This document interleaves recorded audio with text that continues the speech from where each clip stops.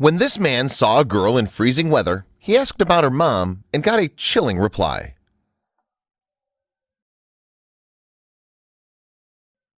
On a snowy night in Ogden, Utah, Marcus King was walking past a playground on his way to play basketball when a little girl called out to him. The girl was all by herself, and it was such a cold night that King was concerned. Subsequently, what he discovered was equally as chilling.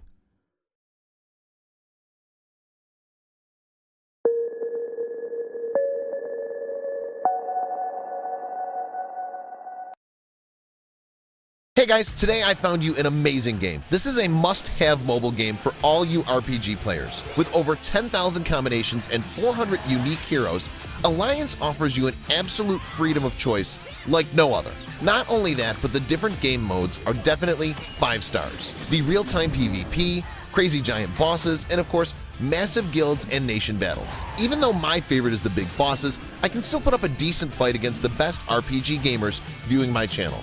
Download Alliance now only through my links below, and I promise you a massive bonus of 50,000 gold and 50 gems right away. Recounting events to journalists later, King explained that he was worried about the girl because of the area they were in. Talking to Fox 13, King said, "This is not a good part of Ogden. There are lots of weirdos around here." However, King hasn't always been a model citizen himself. In fact, in 2017, he was arrested twice on charges including theft of services, possession or use of a controlled substance, and endangering a child or vulnerable adult. Yet when the time came, King didn't hesitate to do the right thing. As he was heading to his basketball game, he heard someone calling out, and although at first King didn't see who the voice belonged to, he subsequently caught sight of a little girl playing in the snow next to the playground. King noticed that the young girl, who said her name was Emily, was inappropriately dressed for the weather. She was barefoot with only some My Little Pony pajamas to keep out the cold.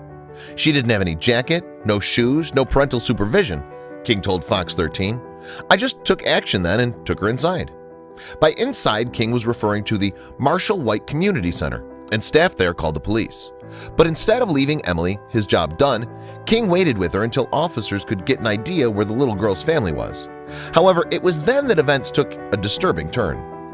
It emerged that Emily lived opposite the playground in an apartment with her mom. Accompanied by King, the little girl subsequently showed the police to her home, where the cops discovered the front door open. And once inside the apartment, officers made an upsetting discovery. When they walked over there, the door was wide open, King recounted, and the way the little girl was explaining it was her mom wasn't paying attention and that her mom was on the floor sleeping. Unfortunately, though, the situation was far worse than a common case of mother neglecting her child. Tragically, the girl's mom, DeLynn Cunningham, was lying dead on the floor of the apartment. It seems the 41-year-old had died of natural causes, possibly linked to a pre-existing medical condition. Disturbingly, though, the woman had been dead for 15 to 20 hours before she was found. Given the uncertainty as to the exact time of death, it's still unknown how long Emily had been left unsupervised and how long she'd been in the playground before King found her. What is certain is that, but for King's intervention, Emily may have been discovered by someone a lot less charitable than him.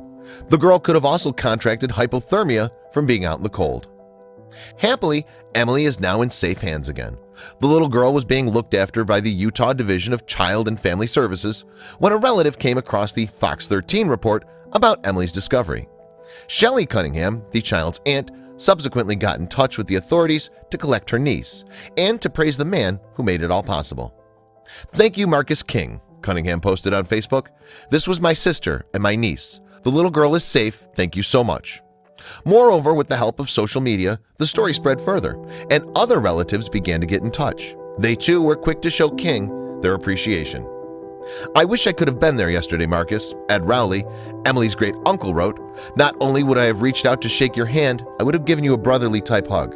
Very proud family you must have." Ultimately, King and Emily were reunited so the little girl and her family could thank him in person, and the Good Samaritan posted a picture on his Facebook page showing the two of them together. Emily's living with her extended family now, and her uncle Timothy has created a crowdfunding page in part to help pay for her upkeep. Moreover, through the kindness of strangers, money started to come in, and Timothy has kept people abreast of events. "Thank you for your donations," he wrote in an update. "Adjusting to this new reality is difficult for all of us. We're extremely grateful for everyone's generosity." Sadly, Emily isn't the first child to be left to fend for themselves following the unexpected death of a carer. Notably, the case of Christine T. Wu's offspring stands as a sad example. Mom Christine had been missing for 3 days before authorities finally tracked her down. And when they found her, they came across a heartbreaking sight. It transpires that Wu had gone out in her car with her 3 children but had then disappeared. Police later discovered that she had purchased some sleeping pills from a local store and overdosed on them. When the family car was eventually discovered, Wu was pronounced dead at the scene. Furthermore, her 3 children, though still alive, were chronically dehydrated. It seems that Wu may have buckled under the stress of caring for 3 children under age 5. According to an employee of a local music school the children attended, Wu had appeared to be struggling. Indeed, the kids had begun missing the music lessons that they once seemed to enjoy. It was a story that touched many people, and one local mother attending a vigil for Wu was sympathetic. I think every mother, every parent that has heard the story has played out in their imagination what happened in that car, Kate Biggs said. Moreover, even those close to Wu were shocked by the event, with friends and neighbors saying there had been no outward signs. What's clear is that sometimes the people who need help aren't able to ask for it. Thankfully, in the case of both Wu and King, the children were not badly hurt.